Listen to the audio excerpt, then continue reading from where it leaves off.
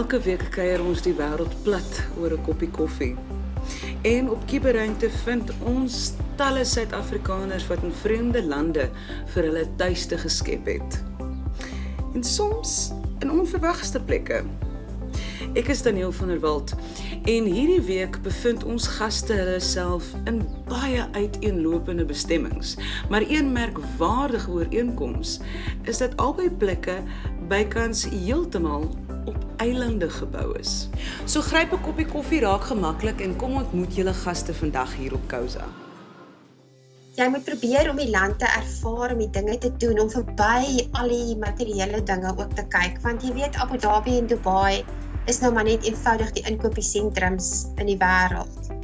As die man nou 'n keuse gemaak het van 'n vrou wat hy van Rusland wil ontmoet, dan dit sal 'n baie goeie idee wees om 'n vliegkaartjie te koop so gou as moontlik.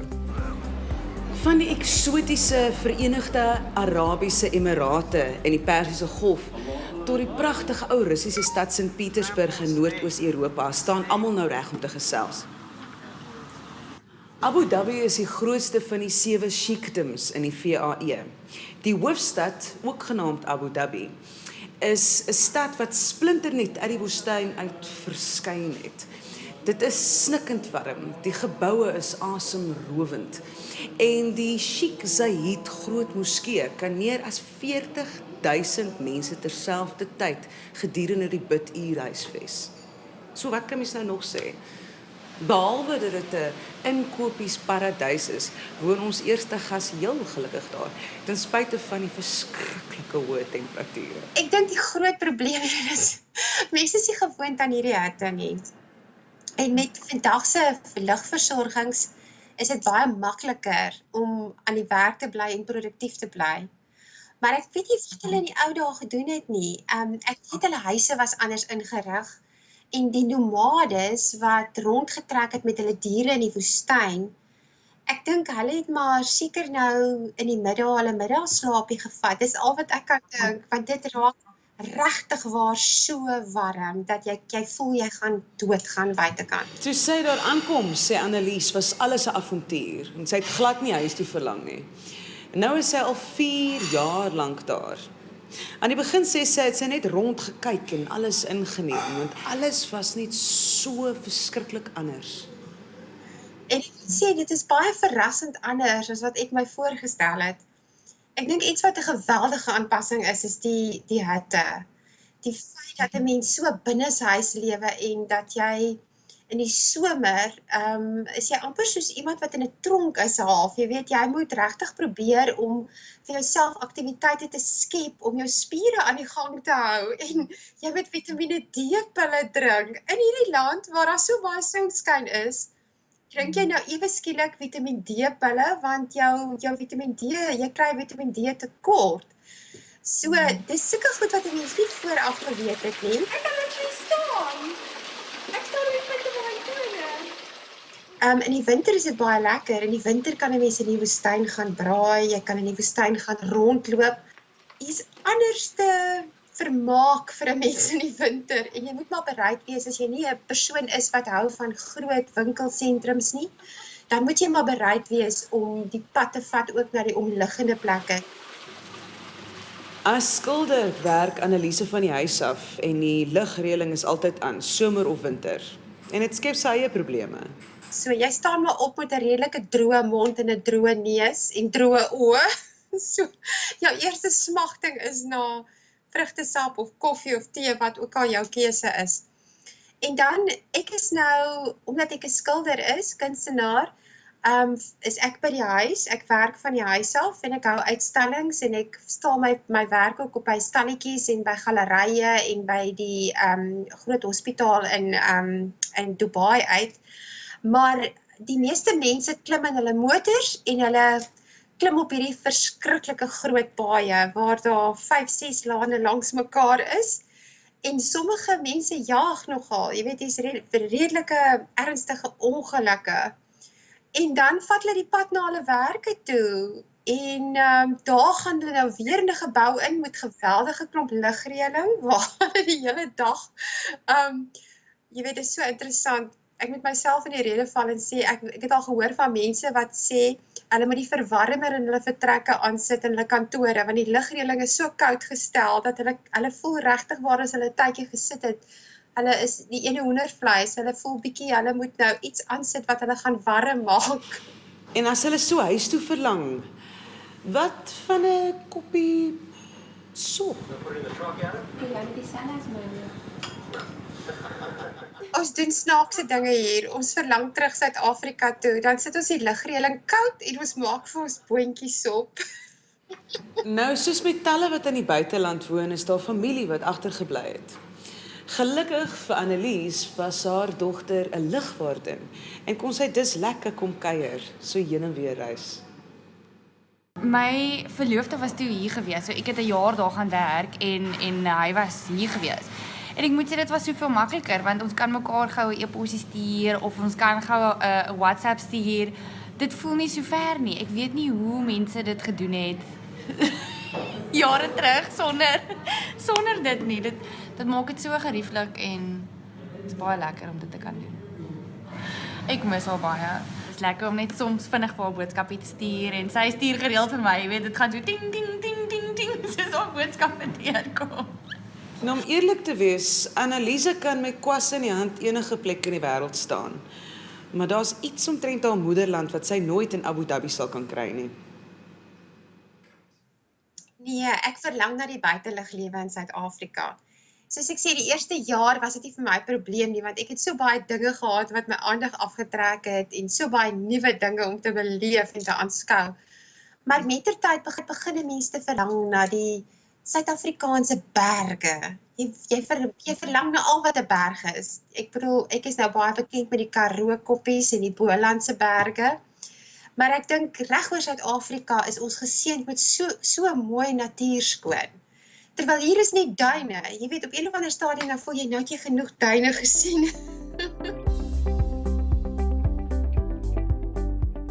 Hier is 'n groot toleransie vir ander mense van ander kulture en gewoontes.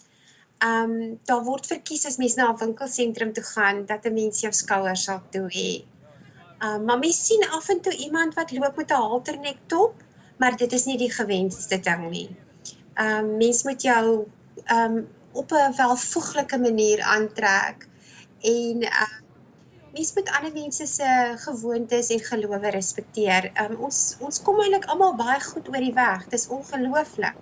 En die mense eie aan die land trek hulle swart burkas aan, sommige van hulle maak selfs hulle gesiggies toe. Die mans hou daarvan om pragtige wit gewade aan te trek. En jy weet, eintlik is daar baie daarvoor te sê. 'n Mens leer regtig in 'n ander land om ander gewoontes te respekteer. En ek dink 'n mens kry eintlik so 'n kykie in 'n ander manier van lewe wat ook werk. Julle is hier by Kouza.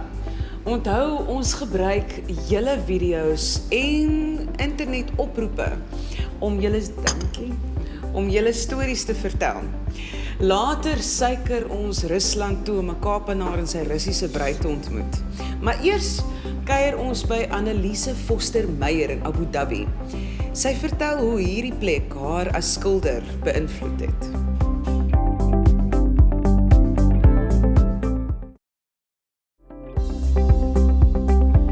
Ons kuier saam met Anneliese Foster Meyer van Loxton in die Karoo.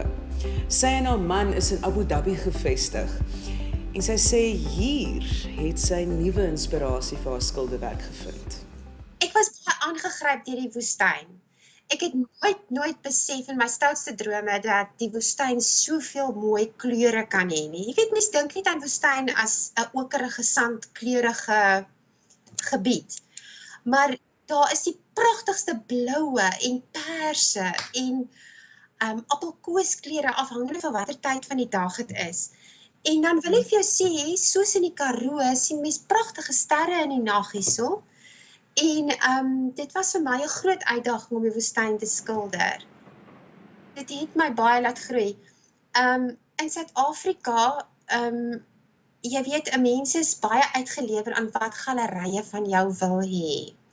So jy word baie keer in 'n sekere rigting gedwing, sonder dat hulle dit besef en sonder dat jy dit self besef. Maar vandat ek hier bly, het ek begin om internasionaal op die internet skilderye te verkoop. En ek was baie gelukkig geweest. My skilderye het groot aanklank gevind in Nieu-Seeland, in Australië, selfs in Kanada. En ek het skielik begin besef, dit is nie meer nodig dat ek net Suid-Afrikaanse tonele skilder nie. Ek is ook baie lief vir diere. So, dit was vir my ook 'n uitdaging geweest om die kamele in hulle agtergrond te skilder. En bekommernis oor veiligheid is hier nie eens 'n kwessie nie. Maar ek voel baie veilig. Ek kan enige tyd 10:00 in die aand of 11:00 die aand na ons plaaslike kafeetjie toe loop alleen. Daar's oral wagte, daar's sekuriteitswagte, daar is oral ligte en daar's baie ander mense op die straat. Die kultuur hierso wat ek jou moet noem, wat baie anders is as my eie land, is dat die winkels baie later oop bly. Met ander woorde, dit is nie snaaks soos jy wil mall toe gaan of wat ek sê na 'n winkelsentrum toe wil gaan 11:00 in die aand nie. Baie keer maak hulle 11:30 eers toe. En as daar nou nie meer lus is vir inkopies toe nie, is daar altyd kameelresies. En dit is nogal 'n ding om te aanskou. Ek weet nie of ek jou kan vertel nie, maar in die ou dae het hulle ruitertjies gehad. Hulle het ook van al hoe jonger kinders gebruik gemaak, want die kinders is lig. Maar deesdae het dit ontaard in 'n baie interessante situasie. Hulle het soos 'n klein robotjie wat bo op die kameel is. En hierdie robotjie word afstand beheer deur die kameel-eienaar of wie ook al beheer. Hy het 'n sweepie en hy slaan die kameel om vinniger te gaan. En dan sien 'n mens langs hierdie groot kameel-wedrenbane sal daarvan die eienaars in hulle 4x4 voertuie jaag en hulle het al in mekaar vasgejaag, want hulle wil bybly wanneer die kameel hardloop. So langs die kameel wedrenbaan is daar 'n pad vir die 4x4 voertuie om hulle te volg. So daar's baie dinge wat 'n mens verryk.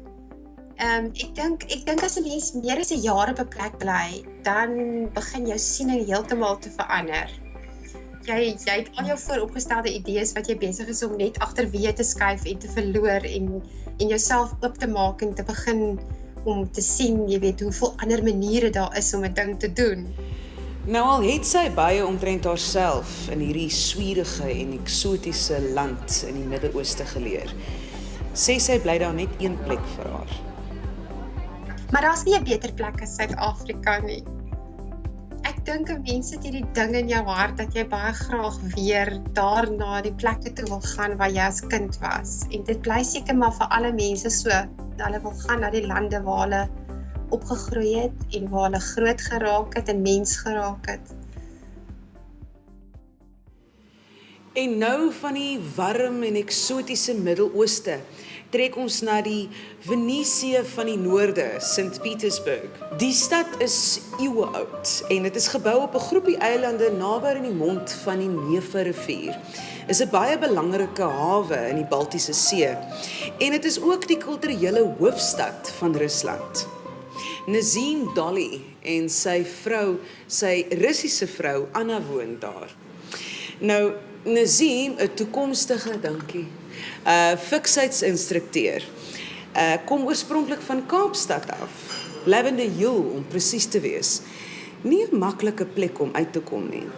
En dit is ook nie asof Rusland 'n maklike plek is om in te kom nie. Nazim vertel ons hoe hy al die pad van Lavender Hill tot in St. Petersburg gekom het. So ek was gebore in Lavender Hill en ek het besluit van 'n baie klein ouderdom dat ek wil nie so 'n lewenstyl volg nie, want my ma en pa het my met baie goeie maniere opgelei.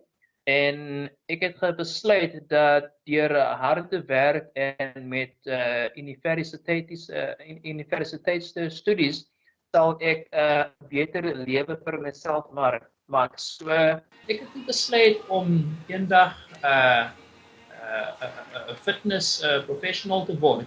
En met daardie opleiding het ek nou Dubai toe gegaan. Ek het na die Verenigde State van Amerika toe gegaan. En ek het daardie tyd wat ek in Dubai gespend het, het ek besluit dat ek sal baie graag met 'n vrou van Rusland wil trou. Wat is dit omtrent Rusland wat Nazim so betower? Vir hom is St. Petersburg baie spesiaal. Dit is swaar om nou te sê presies dat dit nou net een ding is. Maar ek sal sê dat die kultuur is baie groot hier in St. Petersburg. This is the canal that's called Winter Canal. The name goes back to the time when Peter the Great had his palace here. And this is the Hermitage Theater right now. You can see the amphitheater, but these two yellow windows, that's what's left of Peter's palace. En hoe vergelyk hy ons stede met die in Rusland? Soos hulle sê dat Moskva of Moskou is die capital van Rusland, maar in Engels sê hulle dat St. Petersburg is die cultural capital. Maar ons was al met die Church of Spilled Blood en ons moet nog gaan na Hermitage Museum toe. En ons was al by Nevsky Prospect gewees al nou. Soos baie mense nou weet, Kaapstad, hulle noem Kaapstad die moederstad. Okay, dit is mooi, daar is Camps Bay, daar is Meisenberg, en daar is al die aantreklike dinge in Kaapstad wat 'n mens nou nie so baie in Johannesburg of in Durban sal het nie. Nou, in dieselfde tyd is St. Petersburg daardie stad in vergelyking met die res van Rusland. Al gaan 'n mens na Moskwa, mens sal nie dieselfde mooiheid daar kry nie. Dat ek gou sommer my vrou Anna hier vra, wat noem hulle 'n braai in Rusland? What do they call a braai in Rusland? In Russia? Shashluki, hulle noem dit shashluki. Ek sal sê, as ek aan heimwee dink, dan seker die sonnige weer en ook die feit dat die mense so vriendelik gewees het.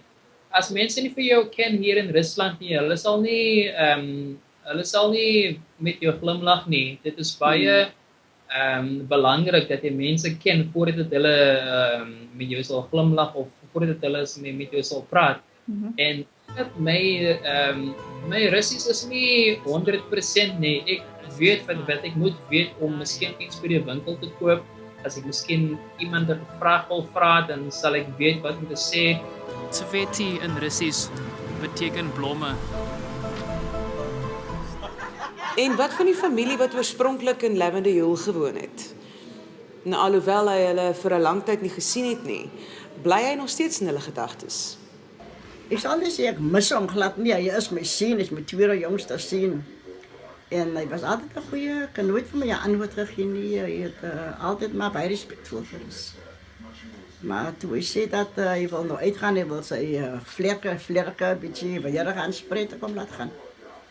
As ek nou Kaapstad nou, as ek nou hierdie twee vergelyk, Kaapstad en Rusland. In Kaapstad, dit hang af van watter gedeelte van Kaapstad jy inloop. In sekere gedeelte soos Camps Bay nou byvoorbeeld, jy kan baie veilig voel. Ja, mense hoor nou van die mense se motors wat ingebreek word en mense se huise wat die rowers steel en so. 'n Mens hoor nie van sulke dinge hier in Rusland nie. As 'n mens hierdie dinge noem vir die mense in Rusland, hulle kan nie verstaan dat 'n mens met so baie hulle benodig nie sulke sekuriteit hier in Rusland nie. Nou ja, veiligheid bly maar bo aan die lys vir ons expats reg oor die wêreld. Julle is hierso by Kousa, die program waar mense van heinde en verre vir ons hulle stories vertel.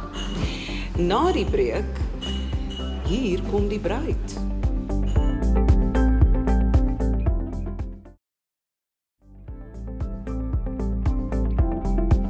En so kuier ons saam met Nazim en sy Russiese vrou Anna. Ons vind nog so 'n bietjie meer uit oor die lewe in Rusland.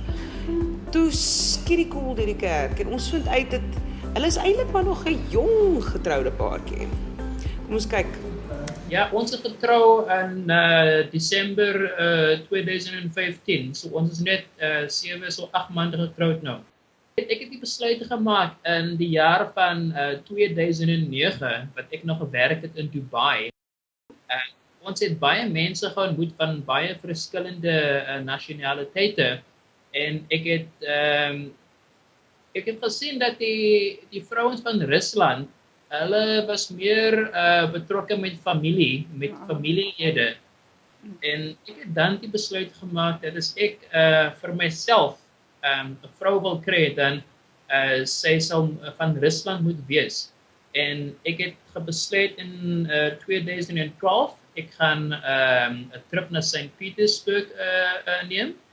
Ek het iemand ontmoet, maar dit het nie uitgewerk nie. So dink ek sal nou weer probeer in 2014. Dit het ook nie uitgewerk nie. Toe dink ek, okay, kom ons probeer nou nog een laaste tyd in 2015. Toe ontmoet ek vir Anna deur 'n marriage website, 'n Russian marriage website. En dit is nou eintlik waar ons van ontmoet het op russiancupid.com. Because I found first Nazim interesting as a man because I saw his appearance. We perceived each other first because we saw only photos by appearance. So, and after that, I decided to message him and ask how we can connect. So I did it, and he didn't recognize actually because he sent many letters for women, and I also was little irritated that he didn't recognize that I was. I'm sorry, I'm a little nervous now. But later, a relationship developed, and I didn't regret that I first step and the first action. Very nice person. Sy was hier gewees voor hulle getrou het hulle kom visit hierso. En het al klaar sy eie gehou nou. En toe met die troue same het ons vir hom sê soos normally maak ons koop die bedding en alles vir die wat ons moet koop. En ek het vir my dogter gesê hulle moet sy kamer gaan regmaak, sy flat gaan regmaak vir hom. Dit is wat ons doen. En aan die einde van die dag is hy's maar wat jy daarvan maak. En in Nazim se geval, ons woon omtrent 'n 10 minute stap van die fitnessklub en dit is eintlik so omdat ons dit so geplan het. Die fitnessklub se naam is Fresh Fitness. Hier in Rusland is daar is hier die brand image, dat is die Engelse naam is, dan is dit 'n baie goeie ding. Hello, Nazim. Valentina. Hello. Natanya. Yes. You from? I'm from St. Petersburg. St. Petersburg. I'm from Cape Town, South Africa. And this is my wife, Anna. Ek sal sê ek hou die meeste van die mense hier in St. Petersburg en die fitnessklub en natuurlik my vrou, maar ook die feit dat alles natuurlik is in St. Petersburg, dat daar is geen chemikale in die kos nie, daar is geen pesticides nie, alles is natuurlik. Ek sal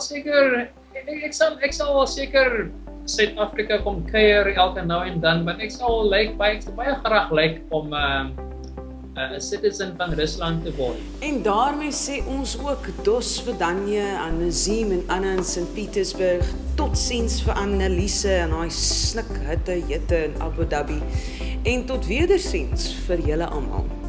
Skryf vir ons by watv.co.za of e-mail ons by admin@visioninafrica.co.za of soek vir ons op Facebook, YouTube, Google+, Instagram, #CozaVia. En soos altyd laat weet vir julle mense wat oor see bly dat hulle hier saam met ons kan kom kuier. Ek is Daniel van der Walt. Sien vir julle volgende week.